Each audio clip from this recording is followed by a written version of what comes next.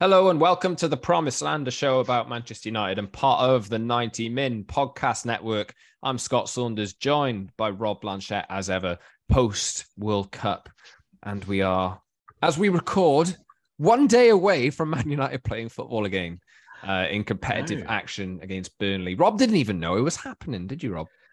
I always feel like there's a little bit of my brain that can't connect with the League Cup, even when like the season's flowing and the League Cup happens, and my brain just kind of switches off and says, go and do something else. But yeah, this is a bit more exciting, isn't it? Because it's some real football for Man United fans and that we can talk about. And it's a decent game, isn't it? Burnley, Vincent Kompany.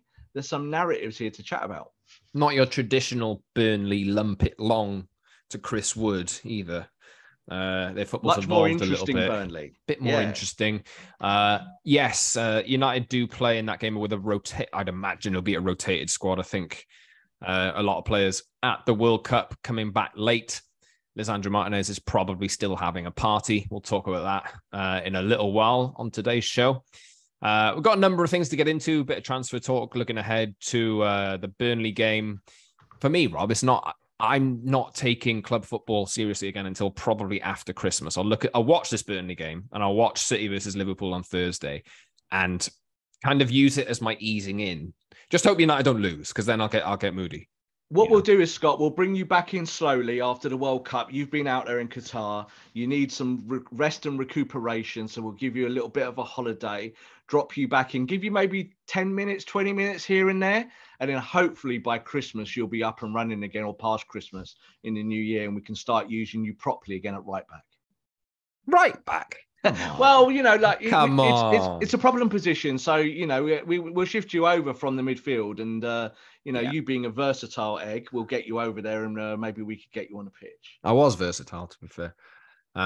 Quite quick as well. Maybe we could do a job at right back. I haven't had a good sprint for a little while, but I used to be quick in my day.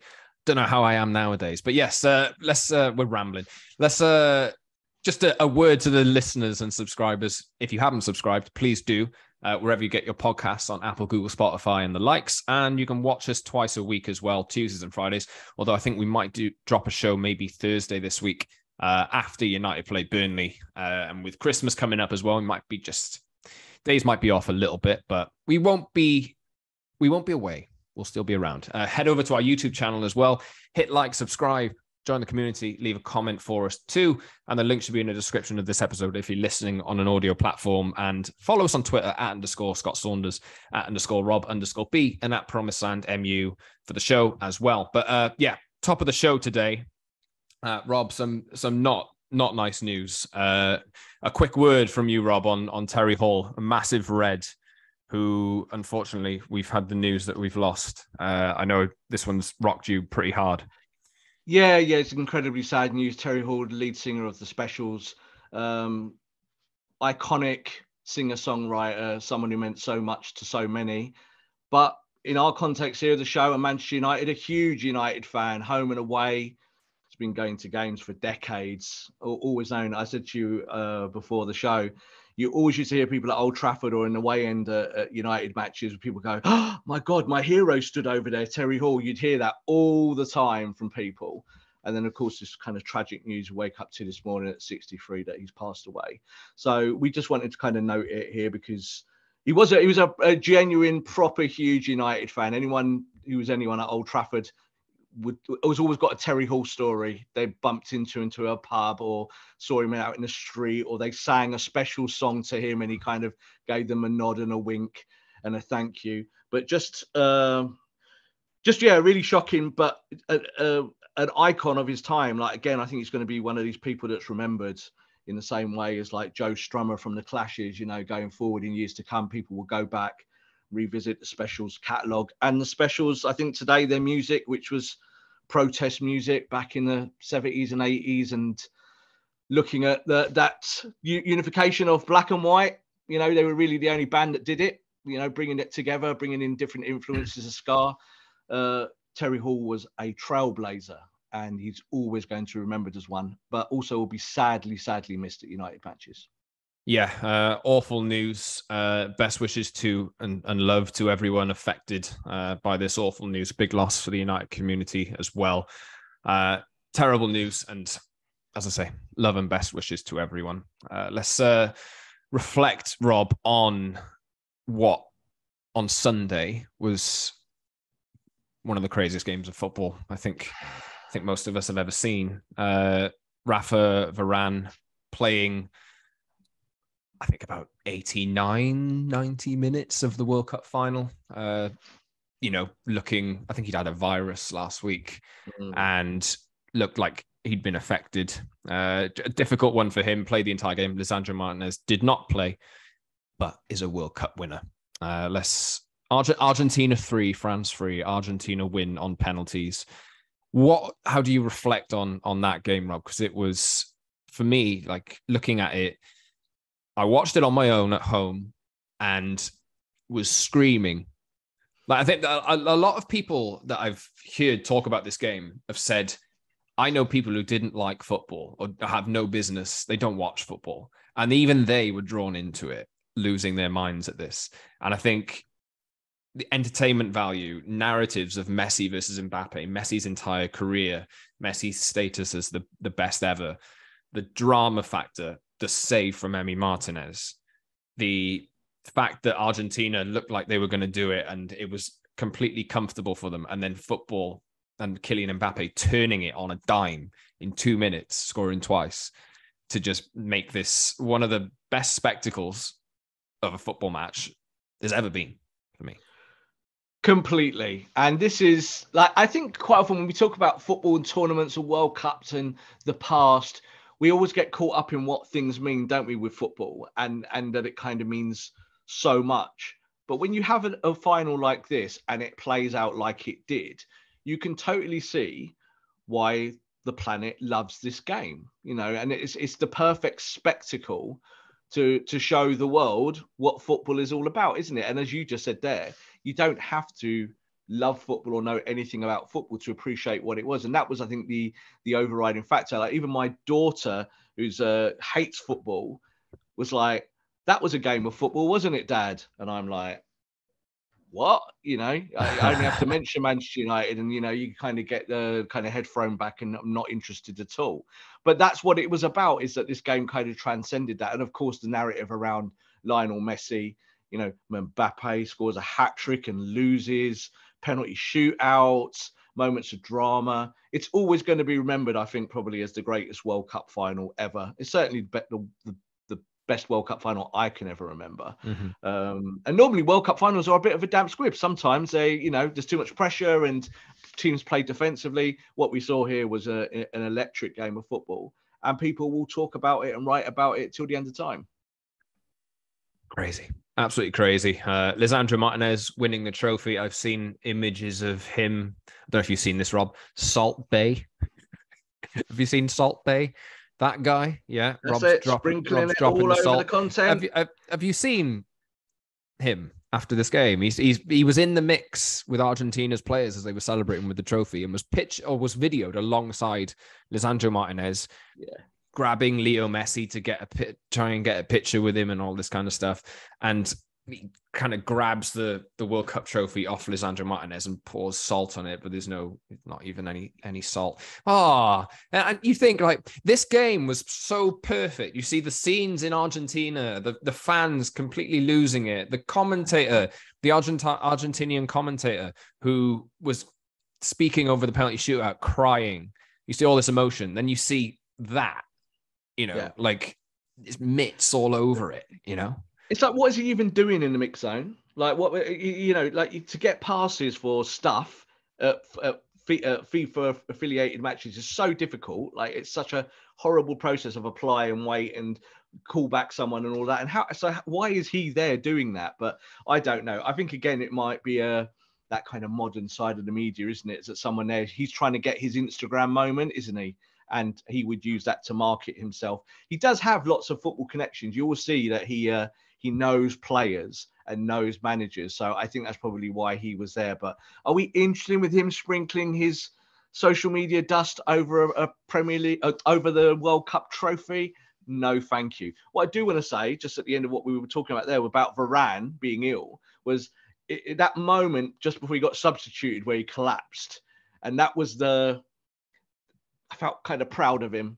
Yeah. That's all I can say. Like when he kind of fell over on his face and got up, and you could see how much he'd given to get his team to where he was. And he was really ill before the game and played all those minutes. And I was like, come on, Rafa, come on back to Manchester, and let's get you fit and get you ready for our games. Because I think if he gives that for Manchester United or anything like that level of commitment, can you imagine him and Martinez being that committed for Man United? I think we should be happy that we got those two centre-backs in our defence. Yeah, Lisandro didn't play in the final, but did play his part throughout the tournament. Yeah. But it's his trophy according to us. That's it.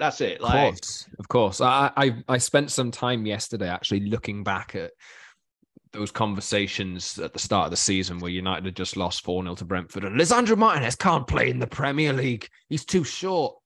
Just won the World Cup. That's it. Carragher and Souness and co. He's just too small.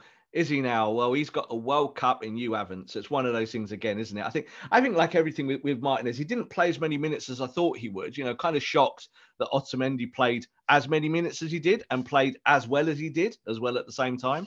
But I think when you look at Martinez, it is a kind of justification. You think about Manchester United paying that 50 million for him, his performances from then till now. And now he's got a World Cup in his pocket. So it was a bit like Paul Pogba, wasn't it? 4 years ago, Paul Pogba, lots of stick. I've got a World Cup. And that kind of continued for a bit. Let's hope Martinez doesn't need that World Cup to justify his place in Manchester United's team. Yeah, it remains to be seen. Like I said at the top of the show, I think Argentina are doing their trophy presentation with fans in Argentina today. So by the time you listen to this, it might already be happening or already have happened. But I don't imagine he'll be back for a few days yet. I'd imagine he'd probably be match fit. So I don't know whether they'll be ready for the 27th. I'm told 7 days. So we've asked that question. So the players featuring in the World Cup final for Man United, so there's not that many of them, you can work it out. They have been given an additional 7 days off. So they should be back. If you think about it now, it's the 20th as we're recording today. They might be back for the game, but I doubt they'll be ready for that first match. Though I would not be surprised to see them on the bench because they would have had a little bit of rest anyway between matches. And I think that they're at the top of their fitness anyway because they've been working out there in Qatar to be ready for matches. So I think the transition should be pretty smooth. Just one thing before we move on. What about the mental transition for players? I mean, Casemiro's World Cup exit was pretty emotional, you'd think. England,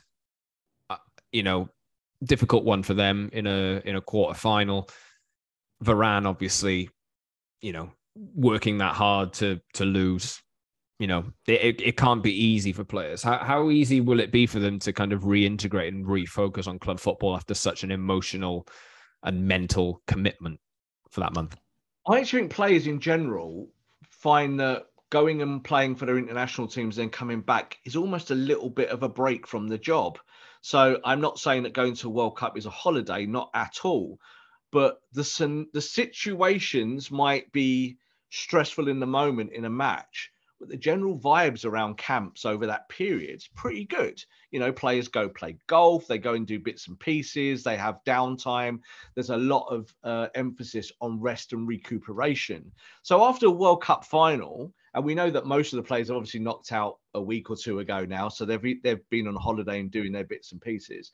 You look at, say, someone like Varane losing a World Cup final. You just said obviously Casemiro going out, being disappointed with Brazil. Don't really think mentally it means too much. Like, they'll be upset, obviously. They don't want to lose, but they're professionals and they know that this is part of the game. And I think coming back to Man United, all of them, you think about all the United's players that went out there, I can't really think of one where you think, they had such a bad World Cup and a bad experience. This night might now impact their form. I think it's actually the other way round.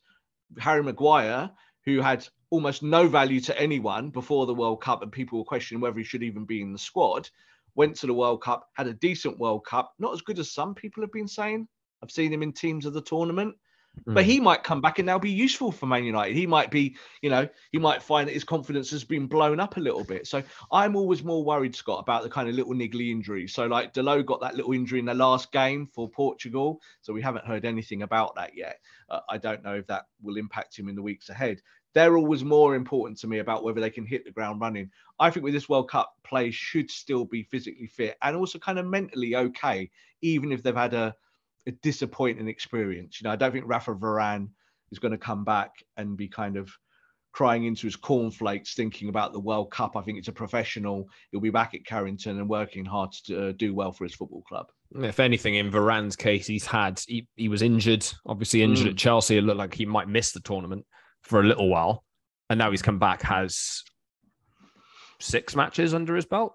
Yeah, I think he might have missed the first game if I remember rightly, but he's got that match practice back, and it's match fitness. Yeah, really good. Like I'm always looking at stuff from a Man United perspective when I'm watching internationals. I can't pretend I don't, and I'm always thinking, what's going to happen with this player now when he comes home? Like, what can we do with him? And all of the guys out there in his, various teams, I think they said 20 were out there, wasn't it? 20 from the squad overall. I think they all kind of did well. And, Marcus Rashford's come back, I think, now with renewed vigor, and people are looking at him again, I think, as being viable. Whereas I think maybe before the tournament, people were like, again, should he even be in the squad? I think there's more questions around players who remain, Scott. So like the Donny van der Beeks and the Jadon Sanchos, I think we'll be talking more about them in the next 2, 3, 4 weeks as we go ahead to see if they missed the World Cup, if that affected their form and their confidence more than actually going. Yeah. Let's move on to this question because we did say we wanted to do it. World Cup finished, transfer window opening, plenty of links. If there's one player who played in the World Cup that you could sign realistically, Rob, who would you pick? It's difficult, isn't it? Because I think we're going to sign him. I think the deal is on its way to being done with Cody Gakpo. So I think with Gakpo, he took the stage at the World Cup in Qatar and he used it, and he used it correctly, didn't he? And he showed what he is, and I think his value is inflated because of that. I think Man United fans are very excited about him. But I think one player that we were linked with and have been linked with for a little while is a young player who, again, had a breakout tournament and was in the end named Young Player of the Tournament, and that's Enzo Fernandez. So I remember doing a show about him, I think before the summer, when we were talking more about transfers, and people generally obviously didn't really know who he was. And people were like, oh, well, Argentinian international must be all right, not seeing him play. I think what we are seeing now is he's developing into a really composed, exciting midfielder who can do so many different things in the middle of the park. For me, he was probably the breakout player of the tournament. That's an easy out, especially as he was a young player of the tournament. But I think he's the kind of player I think that Man United will be sniffing around if they're looking for a midfielder. Yeah, obviously there's links with Jude Bellingham, which have surfaced again this week. Man United are obviously going to be interested in Jude Bellingham. Jude Bellingham, I can probably say it with 99% certainty, is not going to join Manchester United this summer or in 2023. I think there's even a video circling where a fan asked him if he'd be joining United, and he pretty much laughed and said no.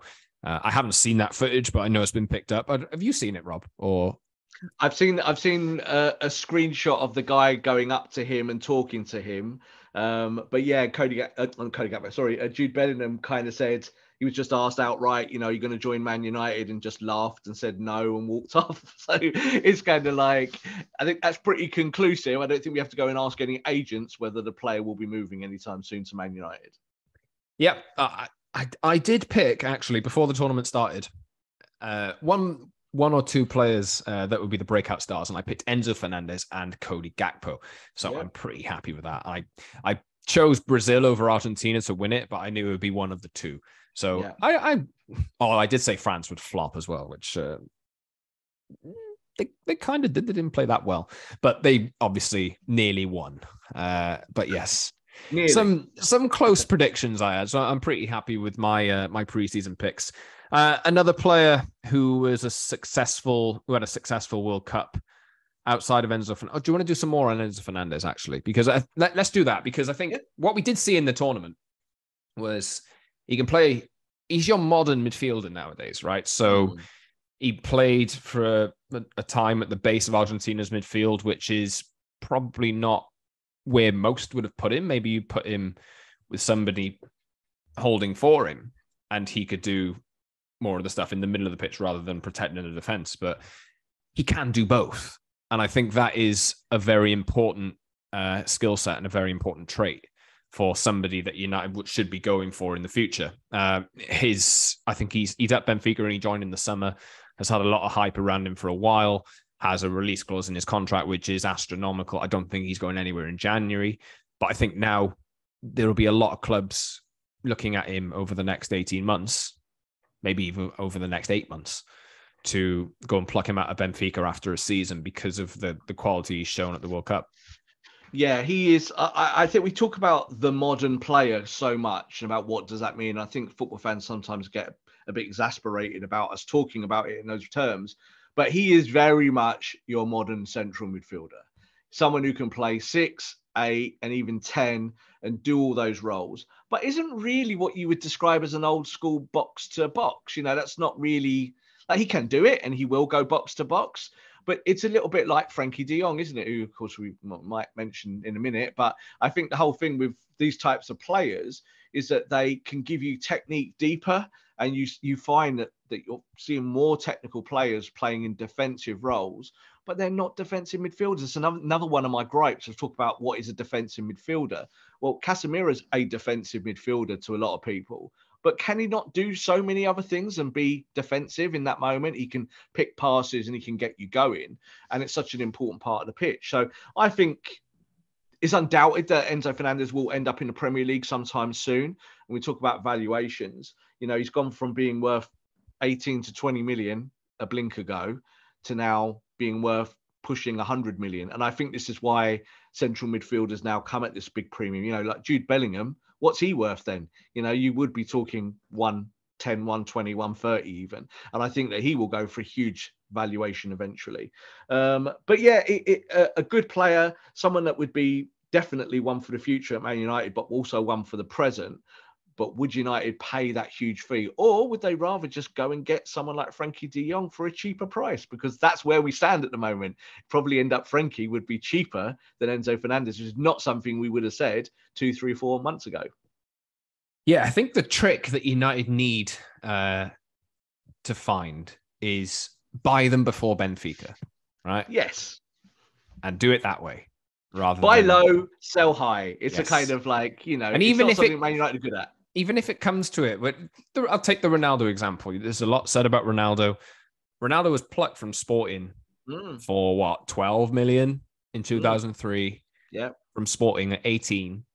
And yes, he did end up leaving, but you see the trajectory of his career over that 5-6 year period, and you sell him for what was at the time a world record fee to a club he always wanted to play for. And that doesn't necessarily have to happen with every player. But if you're Portuguese, generally, you probably want to end up playing for one of the big two in Spain, right?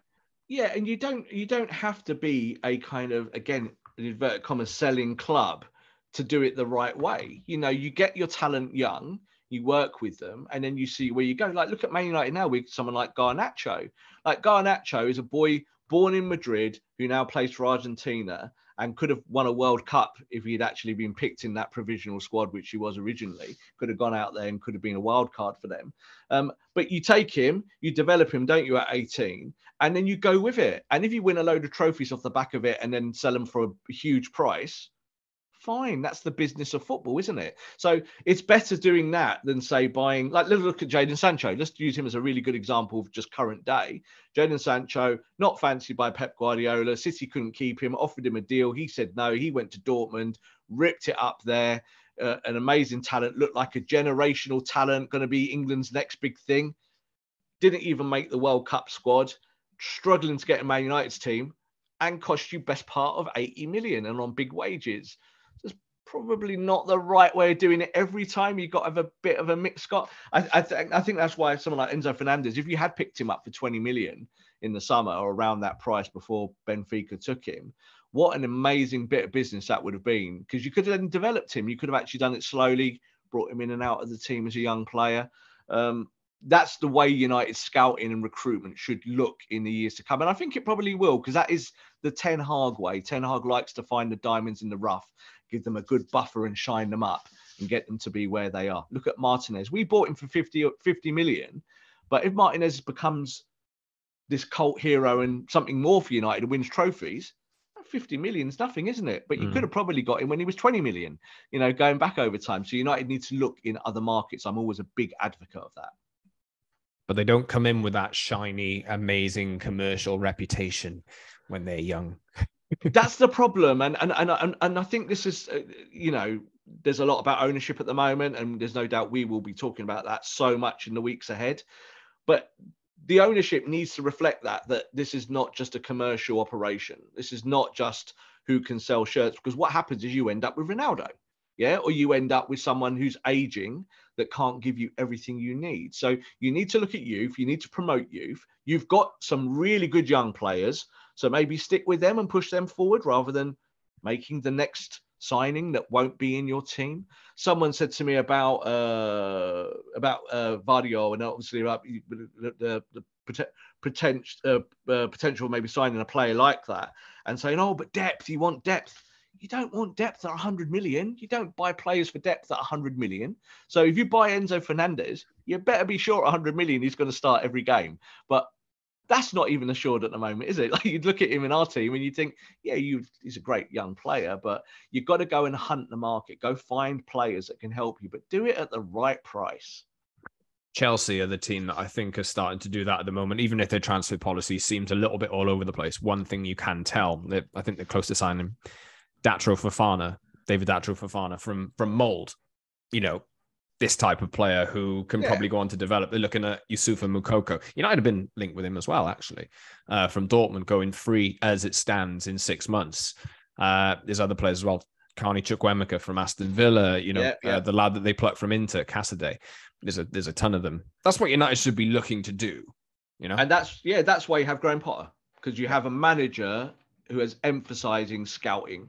Let's have a wide net and cast it far and wide and look at everything. And that's the way it should be. It shouldn't be tunnel vision. Like, that was always my big criticism of someone like Jose Mourinho. Jose Mourinho would have like 3 players he wanted, and that was it. And the world would end if he didn't get those 3 players, and he would get upset. So you've got to kind of cast that wide and look at other players. And I think that's what Ten Hag is. So I think that's a positive from our standpoint, because Ten Hag is very much like a Graham Potter. He's that kind of manager. He'll go and scout players, and he won't take a player, Scott, that he doesn't want. And I think that's also positive. We've seen that the transfers into the football club this summer, by and large, have been successful, haven't they? Because they are players that the manager scouted and that he personally wants. That's really important when it comes forward now for transfers for Man United. 2 more transfers. Let's do the Cody Gakpo one first. Ruud van Nistelrooy, Manchester United legend? Rude. Yeah. Is he a Man United legend? Yeah, he's a legend. He scored enough goals to be a legend. Yeah, he did. Left in not the greatest circumstances, but scored a bag full of goals. He is now obviously the manager at PSV, and has spoken in the last couple of days on Cody Gakpo, who plays for PSV and is Manchester United's seemingly prime target at the moment. Erik ten Hag wants him. He said, "If I have the choice, I prefer to sell him in the summer. But it can also be now. You just know there comes a time when you can't say no." That there is, I think he's pretty right on that. For me, there is interest from United's side, strong interest. I think Erik ten Hag wants him and sees how he can fit into this team. I'm not 100% convinced, but who am I to tell Erik ten Hag what to do or whatever? If Erik ten Hag knows this player very well and knows how he can exactly integrate into the team, go for it. And I think it's just about whether the price is right. I think if this one does come off, it'll probably be in the region of 40 to 45 million quid, even though PSV might be looking for more off the back of his World Cup performances. We've done this Cody Gakpo chat a number of times. Anything to add, Rob? I just think the Ruud van Nistelrooy point there is quite important, because obviously he's a manager of PSV and former Man United player. And you've only got to remember his story coming to Man United was that he was prepared to come to United. That deal was done and he got a terrible injury and was out for a year. So I think that players and managers all know that you're only one injury away from your dreams being shattered. And luckily for Ruud, Sir Alex Ferguson stuck to his promise that he would come back for him, and he did. And he came to the football club and was a massive success at Man United.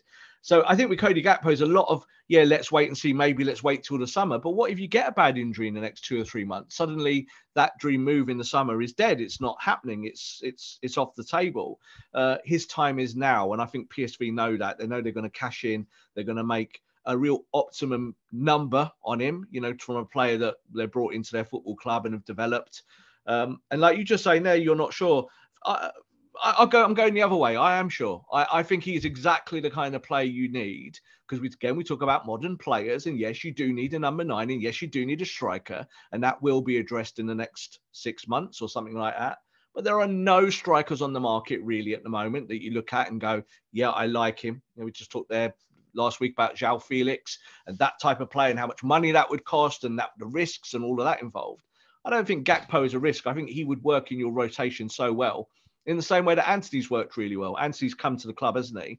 And just kind of fitted in because he fits into what the manager wants to do. And I think that Ten Hag's identified Gakpo as being that threat from the left, or playing him through the middle, or playing him as a 10. So if you can play him in 3 positions, Scott, out of your front 4, and you're playing maybe a 4-1-5 in a press, happy days. You can play him in multiple roles. And I think there's no way he'll be successful at scoring the ball like he does for PSV. Like, let's be honest. He's not going to get 20 goals and 20 assists like Jadon Sancho can tell you that story just for starters. But I do think Gakpo pushes the needle and helps that evolution of the attack. Yes, indeed. Let's go to the other end of the pitch. United been linked today with Croatia goalkeeper Dominik Livakovic, who is these are reports, I believe, from Croatia. So he's been playing for Dynamo Zagreb for a number of years. Never had that move. He's been at tournaments with Croatia before, and his reputation is up. Was probably going to be in the team of the tournament for the World Cup, given his exploits for Croatia and his penalty ability before Emi Martinez ended up making a save in the 120th minute and winning another penalty shootout. I think, that one's probably justified and right. But Livakovic is Croatia's number 1, and coming from Dynamo Zagreb, I think a price has been attached to him, 15 million euros. United, one of a number of clubs who've been linked with him. Bayern Munich have to find somebody to replace Manuel Neuer for the next 6 months because he went skiing and broke his leg, which is, what are you doing going skiing mid-season? Crazy. But I actually think it's in their contracts that they can't do that. I know that you've got health and safety protocol and contracts that say you cannot do these sports, you cannot ride a motorcycle, you cannot go, skydiving, you cannot go skiing. So that when I heard that the other day, I was a bit like, but it does happen, doesn't it? Like, people do drop a jar of pickles on their foot and then miss a World Cup final. Was that Canizares? Was Canizares, right? I think it was Canizares. It has happened before. People have done that before, but don't go skiing. Like in the middle of a season. I think if I ran by Munich, I'd be very, very upset about that one. Yeah, United linked with Livakovic along with Bayern. There's probably some other clubs who fancy this as well. Cut price deal, 15 million euros. United looking, they have decision to make in goal, don't they? What do you think of this one? Because for me, good cut price, but I wouldn't feel ultra confident of him being number 1. No, not number 1. And I think that, again, like all of the kind of major positions on the football pitch now, you've got to probably pay a premium to get the best. So you could take a punt on a player like this at 15 million. And he's done well at a World Cup. But, we say the World Cup is a really bad stage to kind of make judgments on all players, especially players who are emerging, because they might have 2 or 3 or 4 really good games. He's not emerging. He's 27. So he's not particularly young. But if you're looking at a long-term replacement for David De Gea, they've got to be right. They've got to be perfect. They've got to be that sweeper keeper. They've got to be able to shot stop. They've got to do all loads of different things. Would you bring him in as a 15 million pound piece as a rotation, as your number 2 or something like that? Yeah, potentially. That's the kind of price you should be paying. But I think if you're going to get a number one, you just said there about Martinez, I think there's going to be a lot of talk about him now, especially if his form at Aston Villa is good to the rest of the season, that the big clubs will be sniffing around him simply because he's got this grounding in English football, like this mad grounding as a kid all the way through. He's pretty much English. England wanted him to play for the Three Lions. I remember that. Oh, yeah, wow. they inquired about his passport details because he fell under that remit of being in the country long enough to play for England, and it didn't work out. Obviously ended up playing for Argentina. But is he any better than the Pickford type player? I don't know, Martinez. I'm not quite sure. I don't think I'd have him as England number one anyway. So great goalkeeper. But I think when you look at these two, I think they're the kind of players that United will look at, but not quite sure they're the perfect fit. We'll see. I mean, United have decisions to make in goal in 2023. We've touched on that plenty of times. David De Gea out of contract as it stands. Whether a new one is coming, me and Rob are not so convinced. There is an option to extend his deal by a year, but he is also, I think, United's highest earner as it stands. So do you trigger that option? Probably not. What happens? Probably not, but that option might happen simply because, like we just said there, Ten Hag will not buy players he doesn't want, and that counts for goalkeepers. So if he doesn't get the goalkeeper he wants, he does seem to like David De Gea. Sees De Gea as a dressing room leader, and that De Gea has more strengths than he has weaknesses. We all highlight the weaknesses, don't we? But we've just said that. We saw Simon in goal for Spain, and we all went, well, De Gea is better than him. De Gea might have kept Spain in that tournament. You might have done, wouldn't he? So we can talk about what we want from a modern goalkeeper again. Fans hate it, but it's true. De Gea might end up staying at United a bit longer, but I also think there might well be a gentleman's agreement to allow him to leave at the end of the season if there's a good offer for him in terms of for himself personally and on the wages. And if Man United can shift that £360,000 a week that he earns off the wage bill, it means you can go and do more business yourself. Yeah, let's two more sections. Let's move on. We have Rob. I've missed this completely, but it is doing the rounds.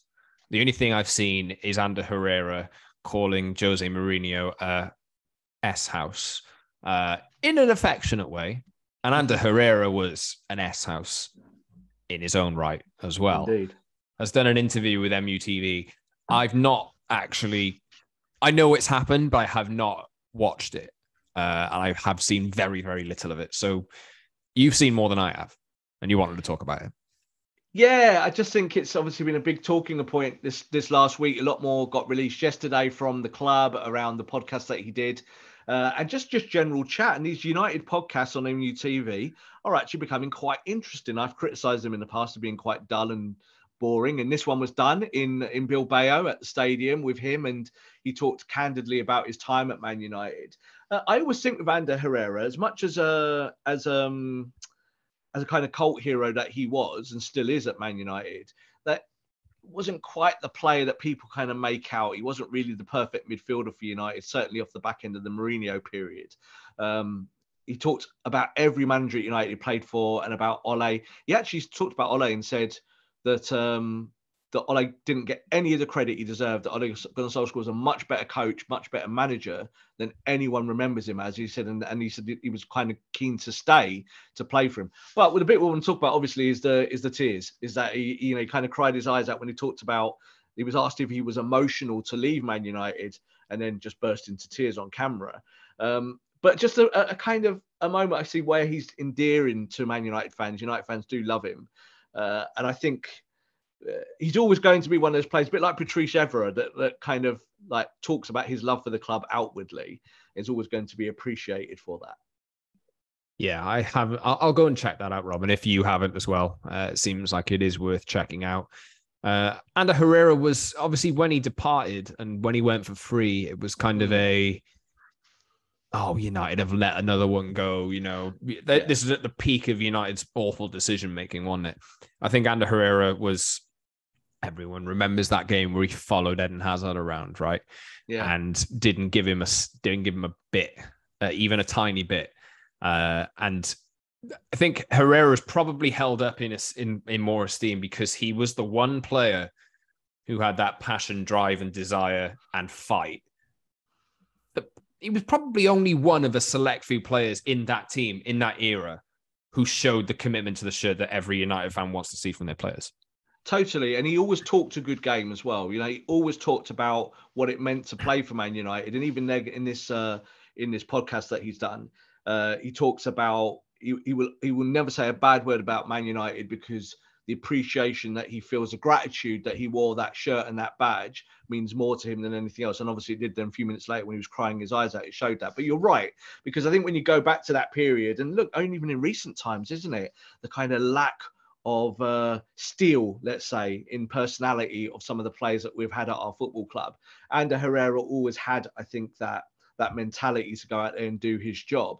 I just think he probably wasn't as talented as we'd hoped. Like when we signed him and Van Gaal signed him, I thought he was the answer to our midfield problems. I really did see a fair bit of him for Bilbao, covering La Liga, and seen that you know, he really had great attributes going forward. You know, I saw him more as a kind of 8-10 type player. And then over time at Man United, he became a kind of de facto number 6 gone wrong. He wasn't really a defensive player, was he? So I don't know. I think with Ander Herrera, when he left the football club, I was okay with it. That's the bit I remember. And the reason why I was okay is I think United did the right thing not to give him a big contract straight away, because United have done that for years, giving 2 bigger contracts out. And Ander Herrera wasn't really in the starting 11, not really. So he was on 115 grand a week at Man United when he was there, and PSG offered him 155. Deal done. What are you going to do? You're going to go to Paris, aren't you? To go and play for that team with Neymar, who's competing for the Champions League, aren't you? And Man United, who are failing. So again, this is why I think there's some revisionism in this with Herrera, is that he went there to kind of further his career. It wasn't that Man United binned him, and Man United did give him a contract offer with a year to go, and he refused it because he said in the podcast, I didn't think that they came at the right time. They should have offered it to me before. And he also then kind of said, and also my agent didn't think that. That's what he said. I laughed because as far as we were aware at the time, it was a very agent-driven deal. The agent spoken to PSG, and Man United didn't like that. Man United were like, we don't like this, that your agent is shopping you and you're under contract. So, yeah, cult hero, always will be remembered well, but I think there is a tad bit of revised facts in the whole story. Facts. Yep. Facts are that United play Burnley tomorrow, and we'll round off the show, Rob, with a small preview to this, because I haven't got a clue really who's going to be taking the field here. I can make some presumptions and some guesses, but at the end of the day, Erik ten Hag knows who he's going to pick. I would imagine it's probably going to look a little bit like the squad that took part in those mid-season friendlies, with a couple of added senior additions who've come back from the World Cup a little bit early. I would think if David De Gea is there, I would not shock me at all to see him start, because he's had the whole month off, and just get him back into match action. You know, with more games coming up next week, the proper important games. Although this is an important game as well in the context, Robin, because United need to win a trophy. I was just about to say that this manager has shown since he's been at United that he really does prioritize these things. So, like, again, where I might say, oh, I'm not that bothered about the League Cup, and I'm really not. I think Erik ten Hag he sees all of these competitions, especially the cup competitions, as opportunities, and he's been picking his teams around that. So I think we'll see a strong team. There's no doubt it will be a collection of the Andalusia Reds. That's exactly what it will be. The team players that went on tour to Andalusia and played at Cadiz and played in Betis, it will be a mix of the senior players from that squad, maybe 1 or 2 from the World Cup. But I think it's going to be more a case of the players that he knows have got their fitness up to scratch, he will go with, because he can pick a good team from that.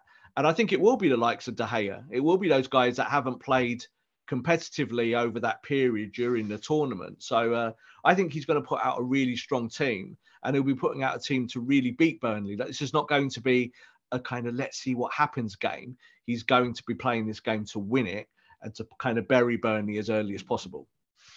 So this is, just in case you're completely out of the loop with club football, this is a last 16 tie in the EFL Cup.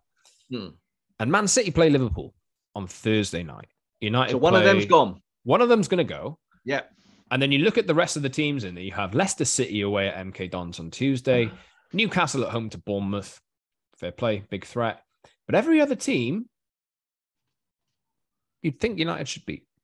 outside of, Liverpool or City, whoever gets through will probably be favourites, maybe just ahead of United.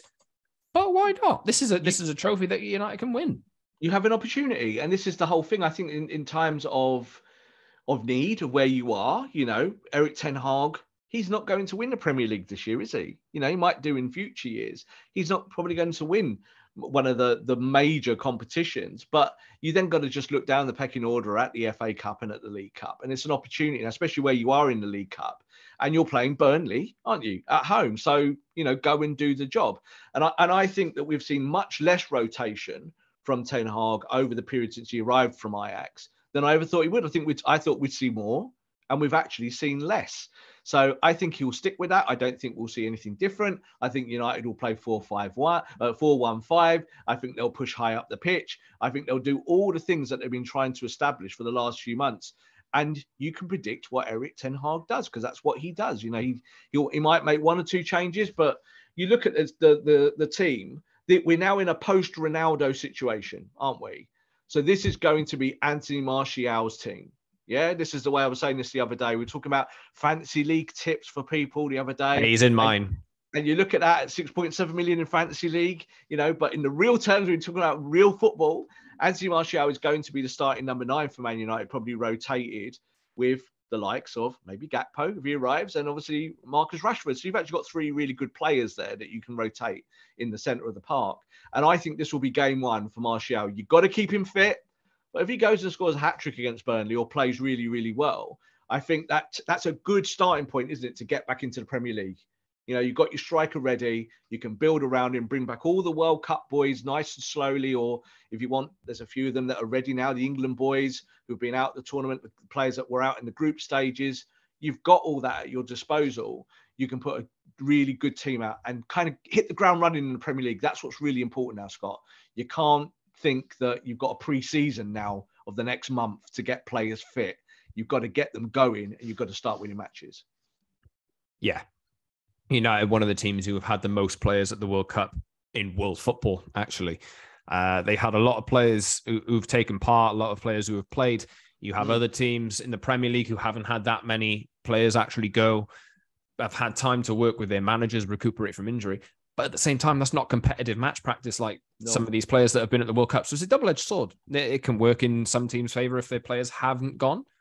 But you look at on the other side of the coin, and they haven't had that competitive edge. It might take them a few games to get that back. Completely. And then on the flip side of it, which is just saying this kind of like post-Ronaldo realization, is I actually do think like someone at the World Cup who played really, really well was Bruno Fernandes. Mm-hmm. So I doubted Bruno going into that team because he's never really played great for Portugal, and yet played in a more advanced role for Portugal and showed what he can do when he's not kind of being asked to be a number 6 or playing deeper. So I take that, Scott, as a huge positive for Man United, because I think that when he gets back to Old Trafford, he'll feel pretty good about himself. And maybe he can re-establish himself as that leader that he was maybe 12 months ago or 18 months ago, where we had more expectations about his delivery and his service. He's still got all the numbers, but I think he can come back and hit the ground running for Man United and be a major piece of this team now. He still is, of course. He's not fallen away that, but we've criticised him, haven't we, about his performances. But a lot of those guys from the World Cup, they might not have won the World Cup or got to where they wanted to be. There's so many of them, I think, out of that 20 that went, who've had good tournaments and now going to be ready to hit the ground running at club football. Absolutely. Yes. So club football's back. The World Cup's just finished. Get ready, everyone. I need to try myself and get that World Cup hangover off, Scott. Now, yeah. Let's. I'll watch this. Rob, I'm going to watch this game. Watch it on the telly, and I'm going to be like, no problems here. Let's have a nice, comfortable win where I can just ease back in to club football, and then after Christmas, when United play Forest, then it ramps up again for me. But that's it. If we get knocked out of the League Cup, we'll be on the podcast here the following day with tears in our eyes, talking about what comes next. But I do think that this is a nice little game for everyone to get back into Manchester United business. And it's interesting, it's not an easy match. It really isn't. I think this Burnley team have got a little bit more to them than maybe the Burnley team that was in the Premier League under Sean Dyche, where you knew what you were going to get. They were pretty direct and you knew how they played and they were going to be physical. But it could be a breakout night for one of our younger players again. I think Garnacho will probably start this game. And if he plays well, we talk about Gakpo coming in on the left. You've got this guy called Garnacho playing on the left. Is he going to be really competitive now for the rest of the season on that side of the pitch? I think he will be. Yes, indeed. We await Man United versus Burnley. We'll be back after that game with a reflection and a look ahead to the Forest game. Return of Jesse Lingard to Old Trafford if he plays. Just after Christmas. But yeah, we'll do one show before Christmas, and then we'll do one show next week as well, I believe, to unpack that Forest game and look ahead to the New Year's fixtures. And Rob, thanks again for another great show. This has been the Promised Land podcast. You can subscribe wherever you get them, Apple, Google, Spotify, and the likes, and watch us on YouTube as well over on our YouTube channel, the Promised Land and Manchester United podcast. So get over there, subscribe if you haven't already, leave a comment, join the community with us too, and follow us on Twitter @_Scott Saunders, @_Rob_B, and @Promised Land MU. Cheers, Rob. Thanks everyone for listening, and we'll see you soon.